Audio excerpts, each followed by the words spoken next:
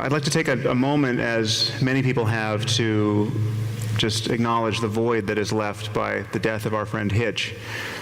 While it might be possible to guess what he would have thought about a number of the topics raised here, it's almost impossible to imagine how well he would have expressed those thoughts.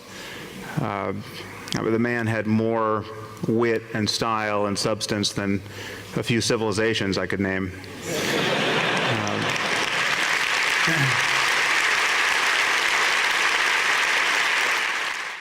I suppose you will continue to get hate mail. I know Christopher has had the weird experience of having to decide which is weirder, the people who are praying for him, not necessarily even to get better, but to find faith in his moment of physical illness, or those who are gloating that he will roast for eternity in hell.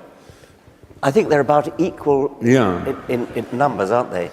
I wonder whether when they say, "I'll pray for you," he gives that wonderful reply, "I'll think for you." Yes. Brilliant. Christopher Hitchens was my friend. And even as I say those words, I'm amazed. Every time I used to leave his apartment, usually pretty drunk, I'd walk out the door in amazement and I'd say, "Christopher Hitchens is my friend. What did I do to deserve this? Why on earth would he want to spend time with me?" Shortly after his death, I was interviewed on CNN by a cloying and annoying interviewer who tried to suggest that she was intimately familiar with him by calling him Chris on every occasion. And if you knew anything about Christopher, you knew that he'd immediately tell you his name was not Chris. Anyway, I just forced myself to watch it to see how she introduced him. And she said, on the one hand, he inspired the ideals of skepticism, free inquiry, and rational thought in many. But at the same time, he has been called a bullying, lying, opportunistic, cynical contrarian. And she said that as if it was a bad thing.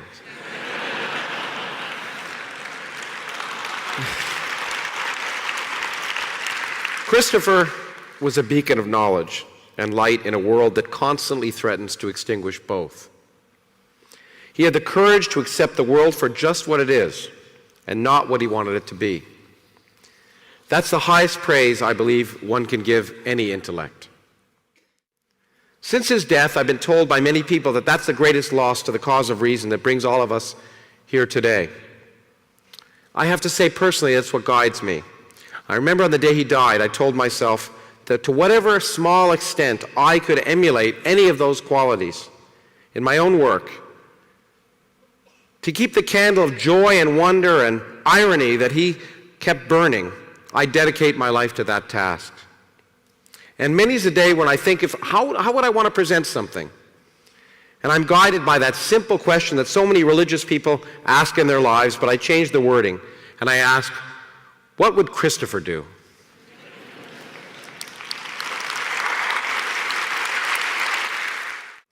And as one who craved experience of all aspects of intellectual life, he was eager to learn from the universe, as he was from the oeuvre of the world's greatest writers, philosophers, and historians.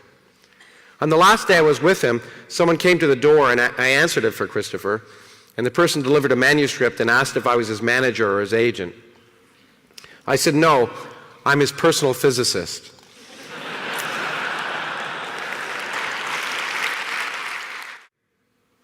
In that regard, just before leaving his company on that last day we were together, in one of those poetic accidents that makes life so unexpectedly enjoyable, I was reading a newspaper at his kitchen table, and I was reading about an emerging effort to ensure that young people at elite institutions preserve their Catholic upbringings during and after college.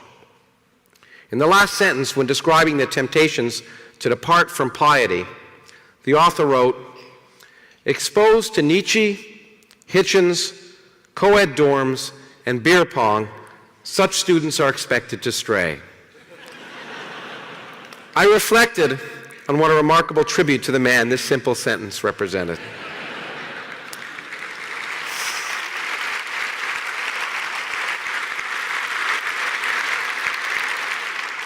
To be so overpowering in one's cultural impact that one can be mentioned without explanation is one thing.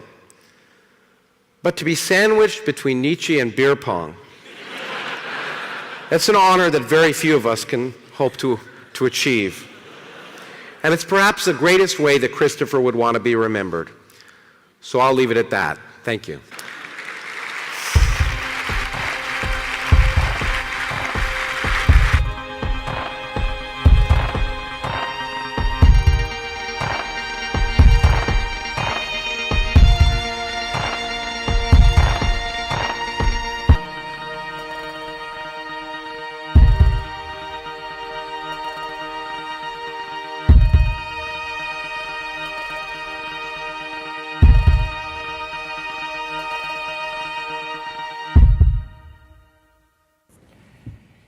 He's a terrific loss. I think he is the most eloquent orator I've ever actually heard. I mean, he had a superb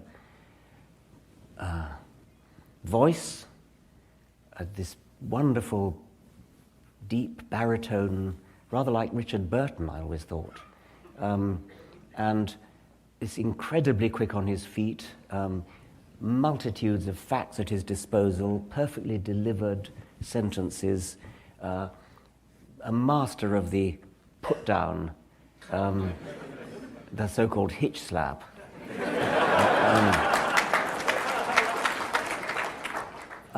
It was a very, very sad day when he went. He was courageous to the last. I was one of the last people to interview him. I guest edited the British magazine New Statesman for the Christmas issue, and they invited me to guest edit it. And one of the things I did was interview him in Texas.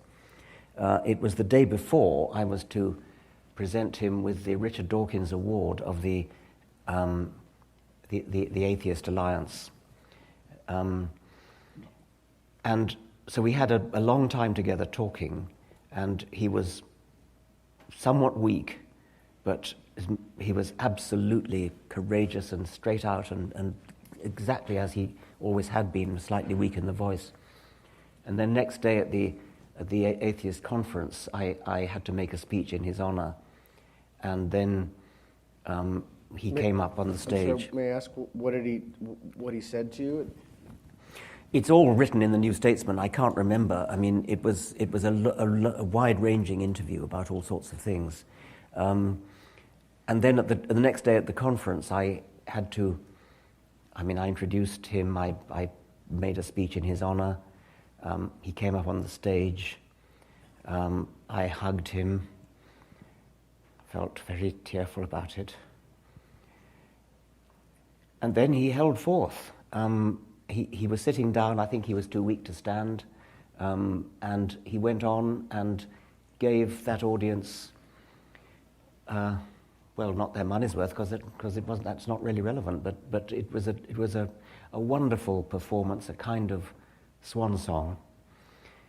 They gave him a terrific standing ovation when he came. He wasn't well enough to come to the dinner, so he was up in the hotel room, and then he was brought in at the end of the dinner, and the whole dining room just stood up. And then he gave this tour de force of a speech, kind of valedictory, I think. Terrible loss.